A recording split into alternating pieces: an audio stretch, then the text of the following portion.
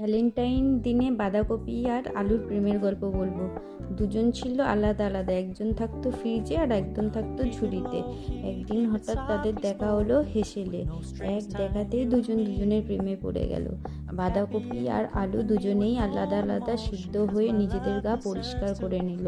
তো নুন, হলুদ, আদা কুচি, ধনে গুঁড়ো, জিরের গুঁড়ো, আমচুর পাউডার, চাট মশলা, কাঁচা লঙ্কা কুচি আর কালো জিরে, এই মশলার স্পর্শে কাছে এলো ধীরে ধীরে। 3 চামচ বেসন আর 3 চামচ চালের গুঁড়ো ওদের দুজনকে বাঁধলো এক বন্ধনে। ওদের মিলিত রূপে পরিণত হলো গরম গরম ক্রিস্পি গোল্ডেন ফ্রাই বাঁধাকপির বড়া। কারণ সত্যিকারের ভালোবাসা সবসময় সাধারণ জিনিস থেকেই শুরু হয়। এরকম মজার প্রেমের রান্না দেখতে আমার চ্যানেলকে সাবস্ক্রাইব করে আমার পাশে থেকো। আর তোমরাও নিজেদের বাড়িতে বাঁধাকপি আর আলুর প্রেমটা সৃষ্টি করো, খুব ভালো লাগবে দেখবে।